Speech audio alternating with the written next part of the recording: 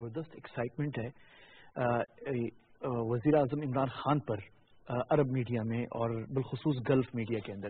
یہ ایک بڑی انٹرسٹنگ چیز ہے جو آپ دیکھ سکتے ہیں اگر آپ سروے کریں عرب میڈیا کا. اس کی ایک بہت سمپل سی وجہ ہے اور وہ یہ ہے کہ عرب میڈیا جو ہے اور وہاں پہ جو پبلک اوپینین ہے, یہ جو رینیوڈ انٹرسٹ ہے پاکستان میں, اس کا ایک حصہ یہ بھی ہے کہ وہ بڑے حیران ہیں کہ کیسے پاکستانی قوم نے ایک اسپورٹس مین, ایک سیلیبریٹی کو الیکٹ کیا اور اسے وزیر اعظم بنایا اور ایک چینج لے کر آئے.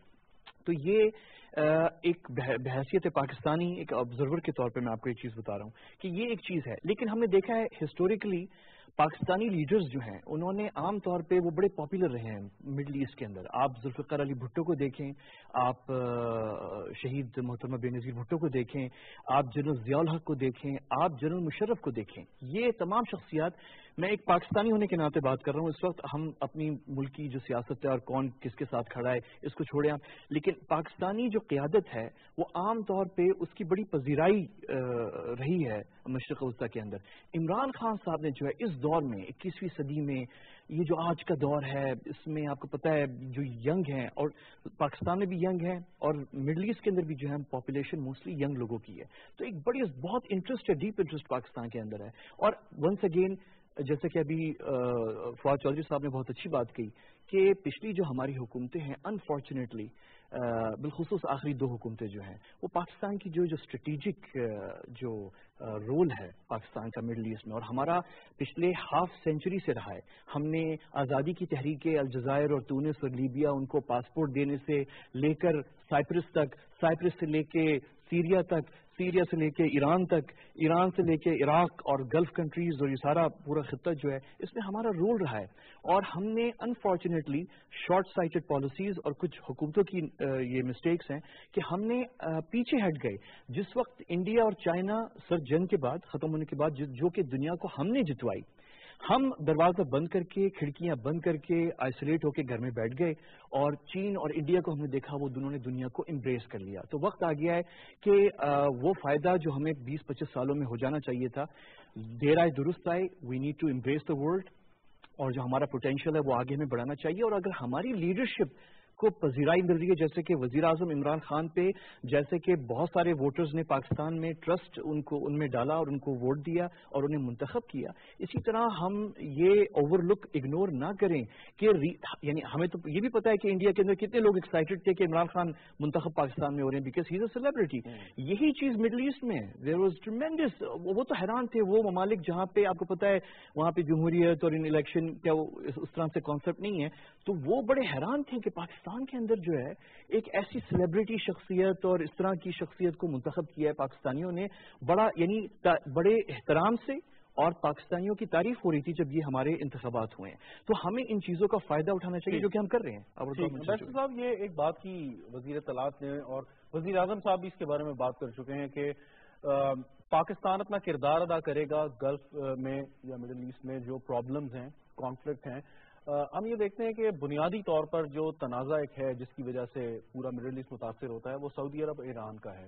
آپ کے خیال میں پاکستان کا اتنا انفلوئنس ہے دونوں ممالک پہ, یا پاکستان کی ایسی پوزیشن ہے کہ وہ دونوں ممالک کو بٹھا کے ان کے کچھ نہ کچھ حد تک تنازعات کا خاتمہ کر سکے؟ یہ بڑا اچھا سوال آپ نے کیا ہے, اور میں سمجھتا ہوں کہ اس میں 2-3 باتیں ہیں جو کہ ہم سب کو جاننا چاہیے.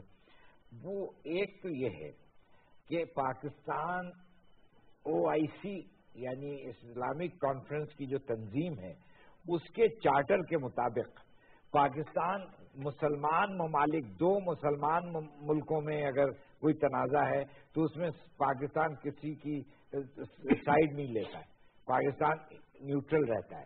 یہ عراق ایران جنگ جب ہوئی تھی تو 8 سال تک ہماری کوشش رہی کہ ان لوگوں میں دونوں میں کوئی انڈرسٹینڈنگ پیدا ہو جائے, جنگ ختم ہو جائے.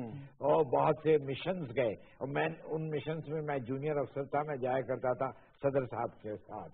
تو پاکستان نے کبھی سائیڈ نہیں لیا ہے. تو اس سے کیا ہوتا ہے, اس سے آپ کی کریڈینشیلز جو ہیں وہ قائم ہو گئی ہیں.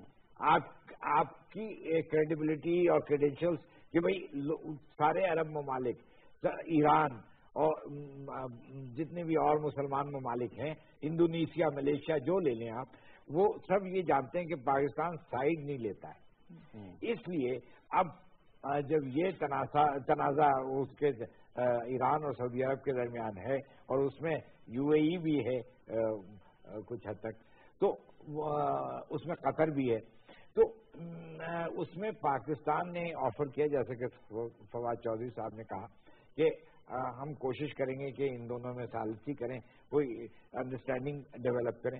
تو یہ میرا خیال ہے کہ اس کا خیر مقدم وہ کریں گے. آیا یہ مسئلہ حل ہو جائے گا، اس کی بات تو بڑی گہری بات ہے، اور اس میں پتہ نہیں کیا کیا کنسیڈریشنز ہوں گی اور کیسے یہ حل ہو سکے گا. لیکن ہمارا رول، مثبت رول اور ایک فیئر اور آنےسٹ رول، سنجیدہ ہمارا ایک اس میں رول، وہ ایکسیپٹ کریں گے. ثالث کا کردار کیا ادا کرنے سے کیا مراد ہو سکتی ہے آپ کی؟ ہم دیکھتے ہیں کہ جو بڑی سپر پاورز ہیں یا بگ اکانومیز ہیں وہ مل کر تنازعات کو حل کرنے کے لیے ارینج کرتی ہیں، میٹنگز ارینج کرتی ہیں، بلاتی ہیں، انوائٹ کرتی ہیں، انسینٹیوز آفر کرتی ہیں. ہم اس پوزیشن میں نہیں ہے کوئی انسینٹیو آفر کر سکیں، لیکن what exactly can we offer کہ دونوں ممالک ہماری بات سن سکیں، یا جو بھی کانفلکٹنگ کنٹریز ہیں.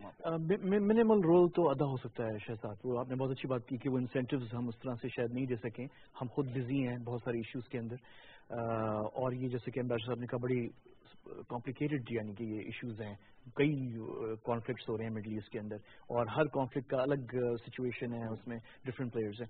تو لیکن منیمم جو ایک رول ہے قریب لانے کا، اگر دو پارٹیز بات نہیں کر رہی تو میسیجز کنوے کرنے کا ایک منیمل رول تو بہرحال ہو سکتا ہے. اور اس میں کوئی شک نہیں ہے پاکستان شاید انسینٹیو ابھی ہم نہ دے سکے، لیکن پاکستان کوئی چھوٹا پلیئر نہیں ہے، اور اگر ہم یعنی سنجیدگی سے اگر اس کام میں داخل ہو جائیں تو میں یہ نہیں کہوں گا کہ بہت زیادہ ہم کوئی پروگریس کر پائیں، ہو بھی سکتی ہے، لیکن اتنا ضرور ہے کہ ہم بالکل جو بروکن کمیونیکیشن ہے اسے تھوڑا بہت کسی نہ کسی سطح پہ ری اسٹیبلش کریں. اینڈ مائنڈ یو ہم نے یہ کیا ہے، ہم نے یہ ابھی پچھلے تقریباً 4-5 سالوں میں ہم نے یہ تھوڑا بہت 1-2 دفعہ ہوا ہے. میں آپ کو اشارتاً بس کہوں گا کیونکہ یہ ایشو بہت لمبا ہے، اشارتاً میں آپ کو بتاؤں گا. ابھی حج کے اوپر ایشوز کچھ ہوئے تھے 3-4 سال پہلے سعودی اور ایران کے درمیان. تو باقی مسائل اپنی جگہ کھڑے ہوئے ہیں دونوں ملکوں کے درمیان، لیکن آپ نوٹ کریں گے کہ وہ جو حج والا مسئلہ تھا وہ حل ہو گیا. تو اس حل میں کئی پارٹیز تھی انوالو جو بیک چینل پہ کام کر رہی تھی، اس میں بڑا کردار پاکستان کا تھا. ایگزیکٹلی. تو اب یہ ہمیں اسسٹنس تو مل رہی ہے اور مختلف اس کے اینگلز ہیں کہ کس طریقے سے ہم اس چیز کو کیپٹلائز کرتے ہیں اور فائدہ اس سے اٹھاتے ہیں. ساتھ ساتھ جو پاکستان کا ایک ڈپلومیٹک سٹانس ہے ڈفرینٹ ایشوز پہ، کشمیر اس میں ایک فوکل پوائنٹ کی حیثیت رکھتا ہے آپ کی فارن پالیسی میں، یا باقی کی کسی ایشو پہ جو آپ ایک اپنی سوچ رکھتے ہیں، آپ اپنا ایک سٹینڈ رکھتے ہیں، اس پہ اس قسم کے تعلقات کتنے بہتری ڈالتے ہیں یا کتنا اس پہ اثر کرتے ہیں؟ دیکھیں ہم بڑے لکی ہیں شہزاد کہ ہماری ایک طرح سے گاڑی کی جو رسی ہے وہ ایک ابھرتے ہوئے ستارے کے ساتھ جو ہے لگی ہوئی ہے. یعنی کہ UAE جو ہے ایک ایمرجنگ ٹورسٹ ڈیسٹینیشن ہے. ان کی جو سافٹ پاور ہے اس میں بڑی زبردست ملٹیپلیکیشن ہوئی ہے ان دا پاسٹ 2 ڈیکیڈز. ان کے آپ ہب ہیں وہ ایک طرح سے ناٹ اونلی فار ٹورزم اور ایویشن انڈسٹریز بلکہ اب دوسری انڈسٹریز میں بھی وہ داخل ہو چکے ہیں. اب کانفرنسز ہو رہے ہیں وہاں پہ، انٹرنیشنل بہت کچھ ہو رہا ہے. سو وہ ایک ابھرتا ہوا ستارہ ہے، دا رائزنگ اسٹار. اور لیٹس بی ویری کلیئر، ہمیں بہت اپنے واضح ذہن میں رکھنا چاہیے کہ مڈل ایسٹ کا جو ایک ری شیپ ہو رہا ہے، کلچرلی ری شیپ ہو رہا ہے، مذہبی اعتبار سے ری شیپ ہو رہا ہے، ایک نئے سسٹم یا آرڈر جو ہے وہ اسٹیبلش ہو رہا ہے، اس میں یہ ملک جو ہے متحدہ عرب امارات بڑا کردار ادا کر رہا ہے. تو وی آر ہچ ٹو اے بگ اسٹار. ٹھیک، میں واپس آتا ہوں آپ کی جانب. ہمارے ساتھ وزیر خزانہ اسد عمر صاحب موجود تھی.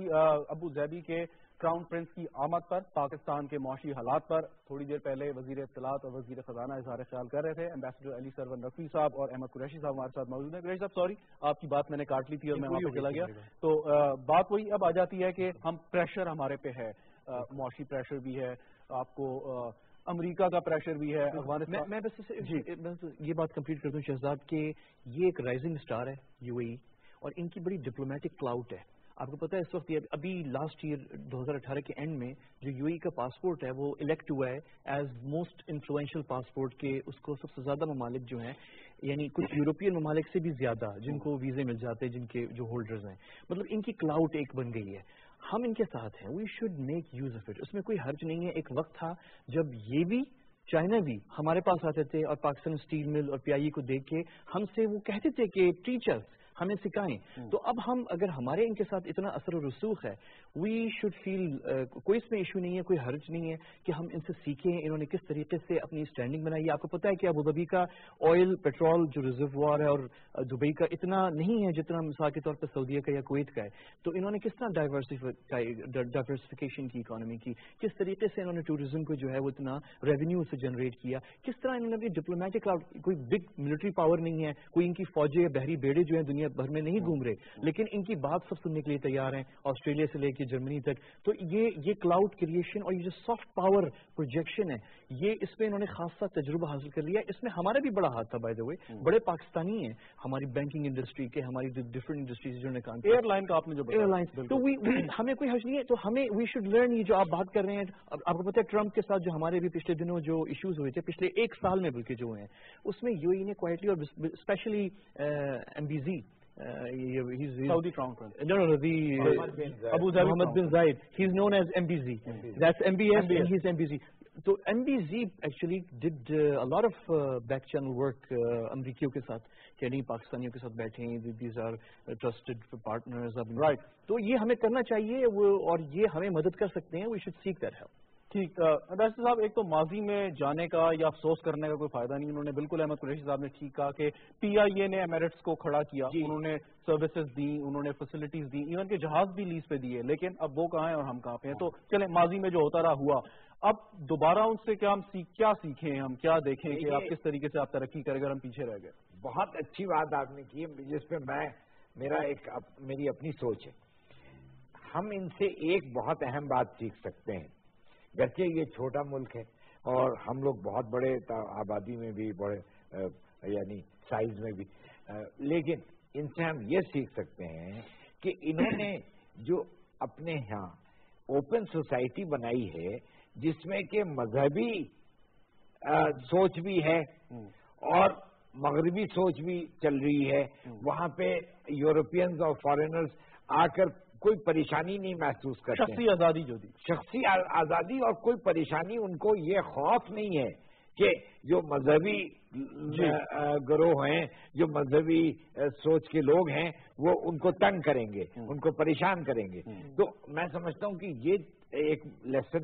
آپ دبئی میں جائیں تو وہاں پہ ایک مسلمان عالم جیسا آدمی اس حلیہ میں نظر آئے گا, اور ساتھ ساتھ وہ ویسٹرن لڑکیاں اسکرٹس پہن کر پھر رہی ہیں. تو یعنی ان کے ہاں یہ سب چیز چل رہی ہے, اور اس کی انہوں نے کیسے بلینڈنگ کی ہے, کتنا عرصہ لگا انہیں, کیسے ملایا, اس کو سب کو ہموار کیا ہے, کتنا عرصہ لگا یہ کرنے ان کو.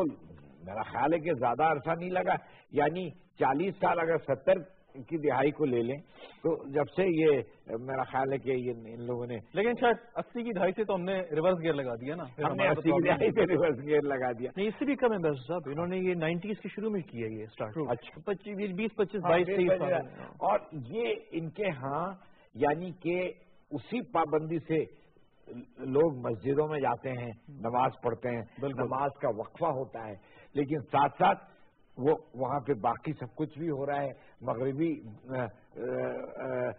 ٹریڈیشنز بھی قائم ہیں اور وہ بھی وہاں پہ چل رہی ہیں.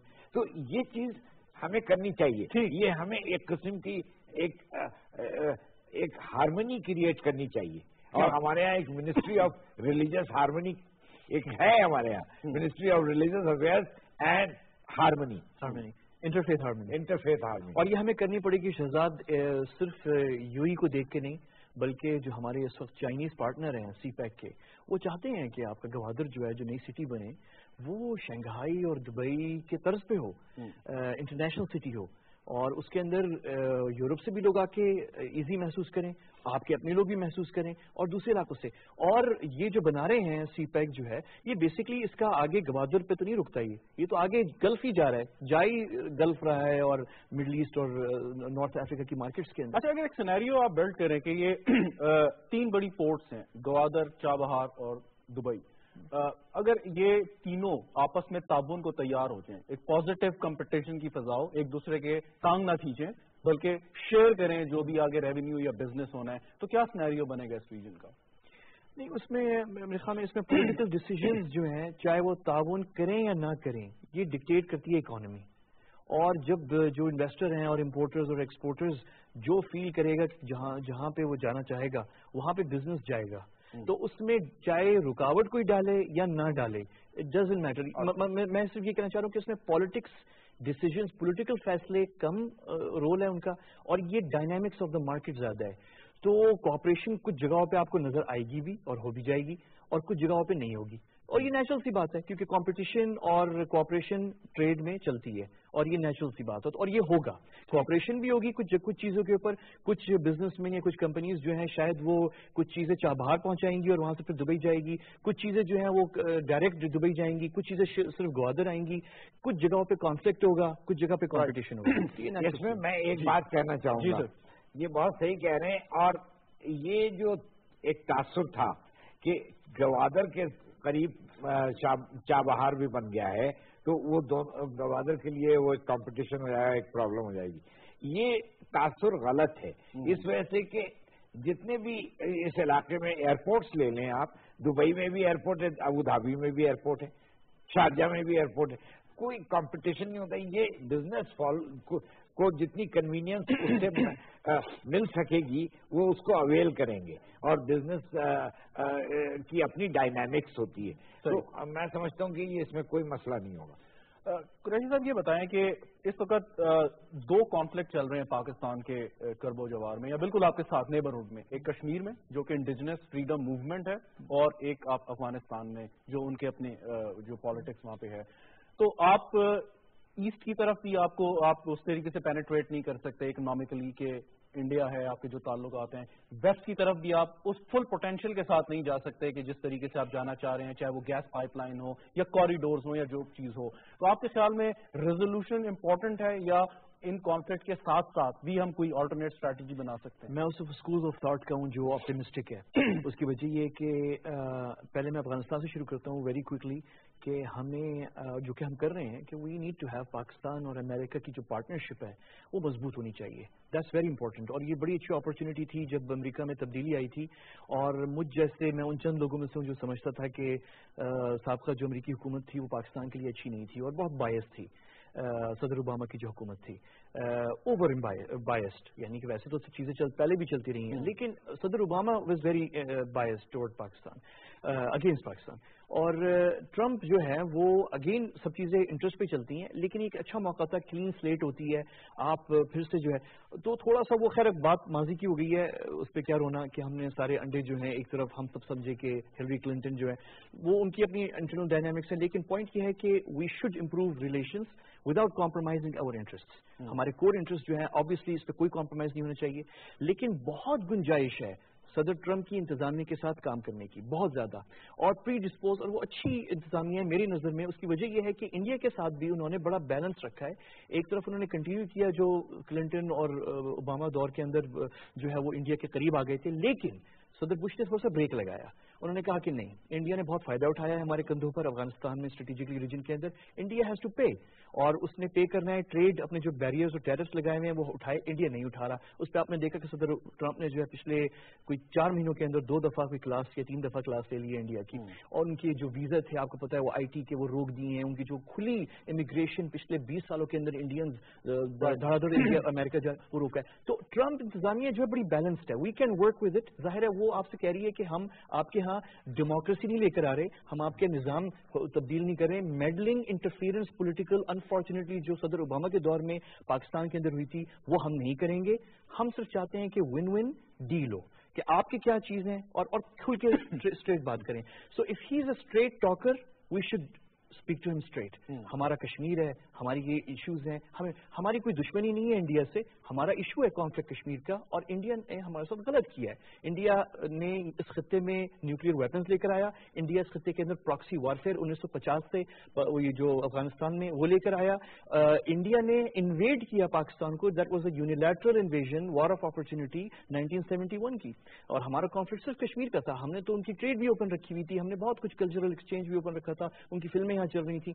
سو we have been very kind, اور اب بھی ہم تیار ہیں. لیکن یہ کشمیر اور یہ چیزیں جو ہیں, تو اٹ لکس ریئلی گڈ اگر ہم جو ہے جس طرح اب ہم چل رہے ہیں اور اس طرح ہم اپنی فارن پالیسی لے کر چلیں. India is under pressure even on Kashmir. آپ کو پتا ہے کہ 2018 کے اندر بڑی کشمیر پہ ترقی ہوئی ہے. وہ یہ ہوئی ہے کہ 50 سال بعد یو این نے اپنی خاموشی ختم کی, اور وہ جو یو این رپورٹ آئی ہے آج تک انڈیا کو سامنا تھا پلیبسائٹ کا, ریفرینڈم کا. اب دوسری چیز کا سامنا ہو گیا, دو چیزوں کا. سیکنڈ چیز ہے international investigation. Now the UN is demanding international investigation going all the way back 25 years.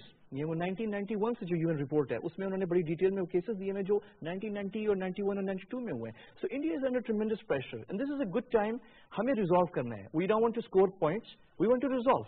تاکہ ہم یہ ٹریڈ میں جو آپ نے بات کی ہے اس پہ ہم اس ایسٹرن سائڈ پہ بھی جا سکیں, اور افغانستان کا امید ہے اب کہ ہم امریکہ کے ساتھ تھوڑا سا کام کرنا شروع. جو ماضی میں پریکٹس تھی ہماری, جیسے آپ نے خود کہا کہ 71 سے پہلے اور ایون بعد میں بھی, کہ کشمیر ڈسپیوٹ اپنی جگہ پہ تھا لیکن دونوں ممالک کے مابین ٹریڈ ہو رہی تھی, تجارت ہو رہی تھی. تو سو دس از دا پاسبلٹی کہ یہ ہو سکتا ہے کہ آپ اگر کسی انڈرسٹینڈنگ پہ, اٹ از پاسبل اگر انڈینز جو ہیں وہ تھوڑا سا پہل قدمی کر لیں, اور they're a big country, they should show magnanimity. انہیں بڑا دل دکھانا چاہیے, اور اس پہ ہم دنیا کو قائل کر سکتے ہیں. اس وقت صدر ٹرمپ بڑے ناراض ہیں انڈیا کے اوپر کہ وہ ٹریڈ ٹیرفس انڈیا جو ہے وہ کم نہیں کر رہا. This is a good time, آپ exert more pressure. Same question to you sir. جی صاحب, ہاں میں اس پہ جواب یہ دوں گا کہ انڈیا, میں اور اپنے سفارتی تجربے کے بنا پہ, کہ آپ باہر کے لوگوں کو, کسی بھی ملک کا ہو, ان سے جب گفتگو کرتے ہیں تو آپ کشمیر کا معاملہ جب ان سے اس کی ڈسکشن کرتے ہیں تو وہ آپ کی باتوں کو مانتے ہیں اور وہ آپ کو بڑے اچھے سے سنتے ہیں. لیکن کیا وہ نہیں کرتے ہیں؟ وہ انڈیا کو کچھ نہیں کہتے ہیں, بھارت سے وہ اس کو ٹیک اپ نہیں کرتے ہیں. تو اس چیز کو ہم دیکھیے, ہمیں چاہیے کہ ہم اس وجہ سے ہمیں چاہیے کہ ہم یو این رپورٹس پہ زیادہ زور ڈالیں اور اس کو ان لوگوں کے سامنے پیش کریں کہ بھئی یہ دیکھو اقوام متحدہ یہ کہہ رہا ہے. تو میں سمجھتا ہوں کہ اس سے public opinion, international public opinion build up ہوگا, اور بھارت پہ دباؤ جو چل رہا ہے, اب تو بھارت کے اپنے جو ارندھتی رائے ہے یا یشونت سنہا ہے, اس نے رپورٹیں ایسی لکھی ہیں کہ وہاں پہ کشمیر میں پاپولیشن جو ہے بالکل ایلینیٹ ہو گئی ہے. وہ ان سے ایسی بدزن ہو چکی ہے کہ وہ اب بھارت میں ساتھ رہنا ہی نہیں چاہتی. Total alienation of the population. تو یہ چیزیں واضح کی جا سکتی ہیں. جہاں تک افغانستان کی بات ہے, میں سمجھتا ہوں کہ مجھے لگتا ہے کہ اب کچھ اس کا حل نکلنے لگا ہے, اور اللہ کرے کہ یہ صورت ہو, کیونکہ پاکستان کا پوزیشن, ہم نے وہ ونڈیکیٹ ہو جائے گی, وہ صحیح ثابت ہوگی, کیونکہ ہم نے ہمیشہ کہا ہے کہ افغانستان کا حل عسکری حل نہیں ہے, مذاکرات کے ذریعے ہو سکتا ہے, اور افغانستان کا افغان لیڈ اور افغان اونڈ پیس پروسیس ہونا چاہیے, جو کہ اب لگ رہا ہے کہ ہو جائے گا. ٹھیک. احمد قریشی صاحب, فائنلی یہ بتائیے کہ اب پاکستان کی خارجہ پالیسی ایک ڈائریکشن ہمیں نظر آ رہی ہے کم از کم, اور جیسا کہ آپ نے خود بھی کہا کہ ایک بہت زیادہ ایک ایگریسو, پازیٹیولی ایگریسو ایک جو اسرٹیو کہہ رہے ہیں. Thank you so much for helping me. تو اب آپ نے یو اے ای کے وزٹ کیا, سعودی عرب آپ گئے, چائنا آپ گئے, آگے آپ کا فوکس کیا ہونا چاہیے؟ امریکہ کی آپ نے بات کی, لیکن آبویسلی جب آپ کا کوئی انڈرسٹینڈنگ ہوگی تب آپ کا آئے گا, یا آپ سمجھتے ہیں کہ جن ممالک میں پوٹینشیل ہے, یا آپ نے کسی سے ہاسٹیلٹی کم کرنی ہے, اس کے اوپر اب کام ہمیں کرنا ہے آگے, کیا کس طریقے سے چلنا ہے؟ ہمیں Shahzad, we need to restore Pakistan international role, جو ہم نے سرد جنگ کے اختتام پر 1991 جب سوویت ٹروپس نکل چکی تھی اور سوویت یونین کلیپس ہو گیا تھا اور برلن وال گر چکی تھی, ہم نے ابینڈن کر دیا, چھوڑ دیا تھا. اور میں بار بار یہ مثال دیتا ہوں کہ ہم نے دروازے بند کر کے, کھڑکیاں بند کر کے بیٹھ گئے گھر میں, اور چائنا اور انڈیا, وہ جو آئسولیٹڈ کنٹریز تھیں, بند تھیں, کلوز تھیں, انہوں نے دروازے کھولے اپنے اور انہوں نے دنیا کو امبریس کر لیا, اور اس سے بڑے 25 سالوں میں فائدہ اٹھایا.